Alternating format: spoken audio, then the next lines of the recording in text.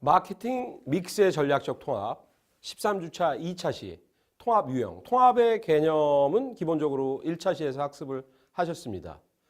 근데 개념적인 얘기를 해서 좀 이해하시는데 어렵거나 재미가 없을 수 있으십니다. 그래서 실제적인 사례를 가지고 통합을 한다라는 게 어떠한 경우가 있는지를 제가 전달해 드리면은 이 개념을 이해하시는데 훨씬 더 도움이 될 수 있을 것 같아서 그러한 사례를 좀 전달을 하고 마케팅 믹스 통합의 시사점에 대해서 논의를 하겠습니다. 제품의 품질하고 가격으로 셀을 그리면은 왜냐하면 STP 다음에 소위 제품하고 가격 믹스가 중요하다. 그러면은 고가격, 대등가격, 저가격, 고품질, 대등품질, 저품질 3x3 해가지고 9가지 셀이 나옵니다. 그래서 여기에서 결정이 되면은 그 다음에 유통하고 촉진 전략, 푸시하고 풀, 좁고 넓은 게 그 다음에서 결정이 되는 그런 그림인데요. 보통 보면은 고품질 고가격에서는 우리가 얘기하는 소위 럭셔리 그러한 명품 내지는 아주 고품질 고가 제품들 사례를 많이 볼 수 있고요. 대등가격 고품질도 주로 자동차에 일본 자동차, 독일 자동차 사례에서 볼 수 있고 굉장히 발견하기 힘든 게 저가격 고품질. 아마 소비자로서 저러한 회사가 과연 있을까 할 정도로 사례를 찾기는 쉽지 않습니다. 그러나 하여튼 찾았어요. 기본적으로. 우리나라 사례는 아니었습니다. 패밀리 레스토랑 사례. 고가격 대등품질 내지는 대등가격 대등품질은 주로 대기업들, 선도기업들이 많이 사용하는 옵션이고요. 요새 소위 원가 우위를 바탕으로 페네트레이션, 굉장히 마켓셔를 높이 가져가려는 그러한 경쟁이 저가격 대등품질 쪽에 많은 사례들이 있습니다. 그 다음에 굉장히 찾기 힘들지만 저가격 저품질 사례도 있고요. 근데 저기 7번하고 8번 셀은 비어 있습니다. 품질은 별로 안 좋은데 고가격을 받거나 대등가격을 받는 경우는 사실은 소비자를 좀 기만하는 사례이죠. 그러니까 사실은 생존 가능성이 그렇게 크지 않기 때문에 과거에 있다가도 없는 그리고 별로 바람직하지 않은 셀. 그러니까 결국 소비자가 이미 다 쉽게 알아차릴 수 있는 셀이기 때문에 그 사례는 없습니다. 그러면 몇 가지 사례를 중심으로 통합 유형에 대해서 우리가 학습을 더 진행해 나가겠습니다. 그래서 첫 번째, 고품질, 고가격 전략 사례. 그래서 우리나라 소주 제품이 일본에 가서 어떤 포지션을 가져갈까 그러다가 굉장히 어떠한 고품질 고가 포지셔닝을 가지고 가서 성공한 사례. 그렇죠? 그래서 일본 술 시장 공략 속도를 굉장히 위스키하고 거의 맞먹는 그러한 포지셔닝을 트라이를 했고 제품들도 굉장히 신경을 많이 썼고요. 프리미엄 전략으로 경쟁 제품보다 10% 높은 가격이라든지 높은 품질. 그래서 이 제품을 선호하는 일본 소비자들은 어떠한 인식을 갖게 됐느냐. 한국 소주가 일본 소주보다 물론 한국 소주 전반적인 건 아니고 그 특정 제품이 비싼 게 당연하다 하는 정도로 품질을 인정을 해준 사례입니다. 아이스크림도 엄청 비싼 아이스크림이 있고요. 자동차나 오토바이도 엄청 비싼 자동차랑 오토바이가 있습니다. 그래서 이러한 사례들이 어떠한 프로덕트 카테고리에 상관없이 고품질, 고가격 사례는 쉽게 발견할 수 있습니다. 물론 촉진 전략은 대부분 소비자를 이렇게 끌어당겨야 되기 때문에 푸시보다는 풀 전략 중심으로 가고요. 전문품인 경우에는 뭔가 희귀성을 보존하기 위해서 유통 채널을 좁게 가져가고요. 편의품 같은 경우에는 좀 넓게 가지고 갑니다. 여기에서 마케팅의 핵심 주제어, 키워드를 좀 몇 가지를 생각해 보면은 다음과 같은 키워드를 생각할 수 있습니다. 고객 관계 관리. 그러니까 특정 고객이죠. 이러한 어느 정도 부가 있는 품질에 민감한 그러한 고객들에 대한 고객 관계 관리 CRM. 소위 말하는 VIP 마케팅. 그렇죠? 그다음에 어떠한 제품 자체나 브랜드가 스테이터스의 심볼이 된다. 신분을 좀 상징하는 그러한 위치까지 가는 그러한 사례이다.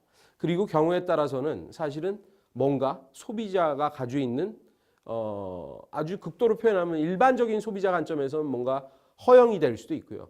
어떤 디자이어, 그러한 디자이어를 부추기는 그러한 마케팅 노력들, 희귀성 이러한 것들이 키워드라고 할 수 있습니다. 자, 두 번째는 굉장히 발견하기 힘든 소비자한테는 좋고 공급자가 하기는 어려운 사례, 고품질 저가격 전략 사례입니다. 사실은 일단은 기업이 이거를 하려면은 첫 번째 조건이 강력한 원가 우위 경쟁력이 없으면 할 수가 없는 전략이죠. 그리고 어떠한 고객과 시장에 대한 어떠한 철학과 신뢰가 다른 회사일 경우에만 이런 전략을 쓸 수 있습니다. 이윤을 조금 희생해서라도 시장 점유율, 높은 판매를 가지고 우리가 가겠다. 주로 도전 기업이 한시적으로 사용할 수 있는 경우가 많이 있고요. 고품질 저가격은 유통 커버리지가 일단 넓어야 됩니다. 그러니까 비용도 많이 들어가고 판매도 많이 들어가고 그다음에 풀 전략도 어느 정도 사용을 해야 되고 그러니까 사실은 판매는 많이 일어나지만 비용 컨트롤이 안 되면은 이익을 남기기 힘든 전략이기 때문에 기업 관점에서 보면 리스크가 높은 전략이고요. 일반적으로 쉽게 이러한 셀의 사례를 발견하기 어렵습니다. 제가 열심히 찾은 결과 발견한 사례는 일본의 이탈리안 패밀리 레스토랑이 있습니다. 스파게티 가장 저렴한 게 몇 년 전 가격인지 모르지만 300엔에서 500엔 피자 가격, 스테이크 가격도 굉장히 상대적으로 저렴합니다. 10년간 변동이 없는 가격을 유지를 하고 있고요. 이게 도대체 어떻게 가능했을까? 그러면서 탐색을 더 해봤더니 결국은 식자재 조달 시스템. 그러니까 농장을 직접 다 보유하고 있는 경우가 대부분이더라. 호주에도 농장을 직접 만들어가지고 거기에서 식재료가 들어오고 있고요. 그런 경우가 많이 있습니다. 그래서 촉진을 보시면 풀 어느 정도 있고요. 그 다음에 유통범위 넓고요. 여기저기 깔려야 되죠. 판매를 확장하기 위해서. 이 셀의 믹스 통합 유형, 그러니까 결국 고품질 저가격에서의 마케팅 키워드는 원가 위, 그 다음에 이제 CQI, 여기저기에서 우리가 교육에서도 CQI란 말을 쓰듯이 일본 기업이 만들어낸 용어라고 생각하시면 될 것 같아요. Continuous Quality Improvement, 지속적인 품질의 증진, 이러한 철학과 그러한 품질 관리 관행이 키워드라고 할 수 있습니다. 자, 세 번째, 요즘 많은 산업이나 카테고리에서 우리가 발견할 수 있는 소위 말해서 대등품질 저가격, 그렇죠? 그래서 low cost, low price 전략이라고도 많이 합니다. 그러니까 품질은 어느 정도 돼야 된다는 얘기죠.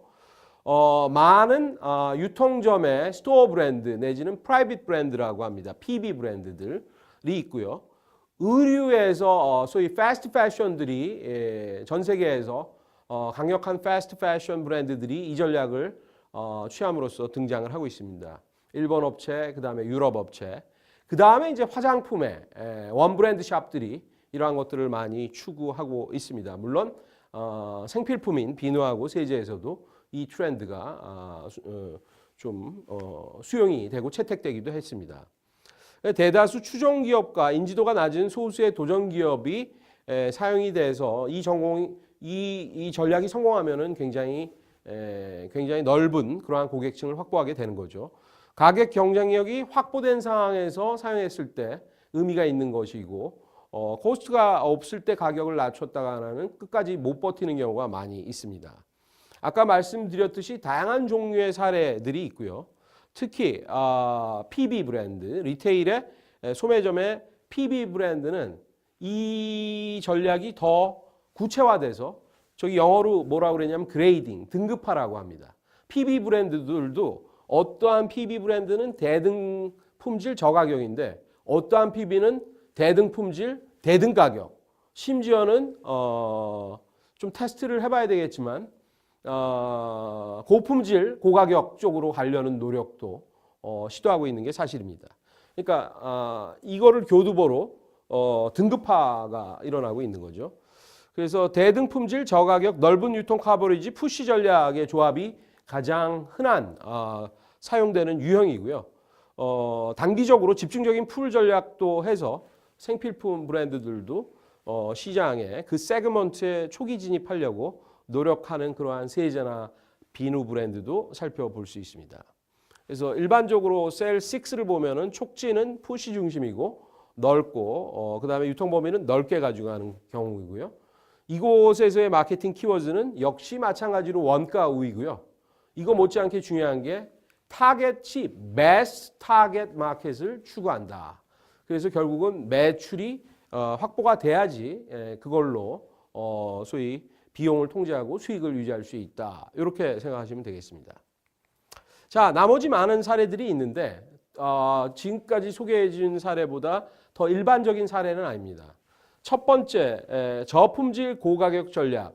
매우 특이한 케이스고요. 거의 독점에 가까운 경우에 발견할 수 있고요. 묵시적인 담합이 존재하고 있고 주로 저렇게 가는 경우, 그러니까 저러한 특별한 상황이 아닌 경우에는 저 셀은 오래 지속하기 힘들다. 왜? 소비자 입장에서는 도저히 인정할 수 없는 그러한 셀이다. 이렇게 생각하시면 되겠습니다. 두 번째, 저품질 대등 가격. 이것도 선도 기업이나 기업 이미지가 좋고 유통망이 넓게 있고 그다음에 경쟁사보다 능력이 풍부할 때 많이 가져가는 건데 좀 일반적인 관점에서 보면은 기업의 입장이나 소비자의 입장에서도 이상적인 전략도 바람직한 전략도 아닙니다. 처음에는 잘 모르겠지만 시간이 지나면 경쟁들이 등장을 하고 소비자도 품질이 낮은데 오히려 가격을 비싸게 팔고 있지 않았느냐 이러한 의문점을 많이 제시하기 때문입니다. 그리고 또 사실은 어떻게 보면 페어 밸류죠. 저품질, 저가격. 그렇죠? 그래서 다른데 굉장히 보통 많은 경우에 있어서는 일반적으로 기업화가 안 된 많은 경우에 있어 이제 일반 재래식 시장에서 많이 발견될 수도 있겠지만요. 제가 발견한 그 의류 리테일 브랜드가 한 곳 있었습니다. 굉장히 저렴한 가격으로 등산복이라든지 패션복을 놓고 파는 무슨 팩토리. 그래서 제품이나 이미지 차별화가 어려운 추정 기업이 특정 목표 시장, 센서티브한 등산객들, 나이가 드신 소비자들, 그 다음에 합리적인 소비자들한테 집중적으로 소구를 했고요. 이 전략이 잘 돼서 품질이 조금만 올라가면은 사실은 굉장히 더 성공할 수 있는 성공 포텐셜도 가지고 있습니다. 유통은 좀 푸시 중심이긴 하지만 자원의 한계 때문에 이렇게 넓게 가기는 좀 힘든 그러한 가능성을 가지고 있습니다. 자, 지금까지 사례를 통해서 통합 유형을 살펴봤고요. 시사점을 살펴볼 때 과연 어떠한 경우에 기업이 어떠한 경우에 이러한 마케팅 믹스 조합을 사용할 수 있을까에 대한 시사점을 몇 가지를 살펴보겠습니다. 처음에는 기업의 경쟁 우위에 관한 얘기죠. 주로 보통 제품 우위, 가격 우위, 아니면 촉진이나 유통 우위 이런 식으로 생각할 수 있는데요. 보통 고품질 존은 대등 가격이나 고가격이나 제품의 우위가 있어야 됩니다. 그렇지 않고는 사실 오래 버티기 힘들고요. 대등 가격, 저가격 쪽으로 가면 아래쪽으로 내려오시면 대등품질, 저품질 쪽에서 보면 가격 우위가 있어야 되고요. 고품질, 저가격은 사실은 단기적으로, 장기적으로 가려면은 뭔가 기업이 철학이나 하는 방식이 굉장히 달라야 된다. 아까 대기업들이 많이 활용하는 대등품질, 고가격, 대등가격은 유통 내지는 촉진에서 우위를 가지고 있고요. 그 다음에 고가격, 저품질은 이거는 장기적으로 했다가는 굉장히 위험할 수 있는 전략이고요. 대등가격, 저품질은 유통상에서의 우위를 일단은 확보를 해서 패스트 브랜드 같은 경우에 결국 유통 브랜드로 다 시작을 한 것을 우리가 알 수 있습니다. 그래서 그 기업이 어떠한 경쟁력을 가지고 있느냐에 따라서 마케팅 믹스의 조합하고의 적합도, 핏이 달라진다. 다음은 뭐냐? 시장 내에서 기업의 경쟁력 위치, 지위, 포지션에 따라서 조합을 말씀드리면은 선도 기업들이 많이 가져가는 거는 1, 4, 5, 8번 셀입니다. 그러니까 뭔가 고품질 고가격으로 가거나 아니면은 뭔가 유통이나 촉진 우위를 가지고 대등품질 고가격 대등품질 대등가격 4, 5번 셀로 가거나 그 다음에 이제 어느 정도 패스트 패션 브랜드들이 경쟁력을 확보를 해서 선도적으로 나갈 때 8번 셀 같이 대등가격 저품질 이렇게 갈 수가 있고요. 그 다음에 저기 주로 이제 가격상의 우위로 가져가는 기업들은 도전이나 추정 기업들. 도전하고 추정의 말의 차이는 뭐냐? 도전은 그래도 선도 기업하고 약간 좀 이렇게 붙을 수 있는 도전 기업이고요. 추정 기업은 그 다음 단계의 경쟁력을 가진 기업입니다. 고가격 저품질은 7번 셀 같은 경우에는 독점 기업이고요. 1번 셀은 니치 기업. 그래가지고 어떤 적소 기업이 할 수도 있는 그러한 믹스 조합이라고 생각하시면 되겠습니다. 자, 본원적 전략은 아까 경쟁 우위랑 거의 비슷한 얘기죠. 결국 차별화냐 원가냐, 차별화 중에서도 뭔가 제품 기술 차별화냐 이미지 차별화냐, 그 다음에 원가 우위냐 이런 걸 봤을 때 1, 2번 셀은 기술적 차별화가 있어야 되는 얘기고요. 3, 5, 6은 원가 우위가 없이 저 전략을 했을 때는 굉장히 위험할 수가 있다. 그 다음에 4번하고 8번 셀 이미지 차별화 어느 정도 있어야 되고요. 5번에서도 이미지 차별화는 중요하게 작용할 수 있습니다. 물론 1번 셀에서는 집중화, 아까 적소기업, 니치까지 얘기가 되고 있고요. 그래서 그냥 마음대로 믹스 조합 유형 뭘 사용할까 이것도 있지만 기업의 어떠한 위치, 전략, 특성에 따라서 믹스 조합하고의 fit, 적합성 관계가 달라질 수 있다라는 걸 시사점으로 항상 염두에 두셔야 할 것 같습니다. 자, 그럼 최적의 마케팅 통합이라고 하는 것의 의미를 정리하면 다음과 같습니다. 일단은 기업 입장에서는 이 최적 통합을 찾는 조건이 그렇게 쉽지는 않습니다. 자꾸 이 트라이얼 저 트라이얼 시도를 하다가 그거를 발견을 하면은 뭔가 성과가 나타나기 시작하고 그러나 이제 시간이 갈수록 모든 환경의 상황들이 변화가 됐을 때 지속적으로 이 통합 유형이 맞는지 재점검하고 문제점이 발견이 되면은 개선하고 발전시켜 나가야 된다. 조획이죠. 말은 쉽지만 실행하기 어려운 그러한 문장이라고 할 수 있습니다. 다음에는 결국은 제일 중요한 게 뭐냐면 환경의 변화에 굉장히 민감해야 되는 거죠. 그러니까 고객 환경의 변화, 기술이 바뀌거나 유통 채널이 바뀌거나 그거에 따라서 사실은 뭔가 믹스의 통합 자체가 변해야 되지 않는가를 기업은 항상 염두에 두고 판단을 해야 된다라는 얘기입니다. 그래서 한번 도출된 마케팅 믹스의 최적 조합이라고 하는 것은 사실은 최적 조합의 원칙은 가장 적은 자원으로 최대 성과를 이루는 거기 때문에 뭔가 변화에 따라서 이 원칙을 발견하기 위해서 특정 믹스 조합은 바뀔 수가 있다.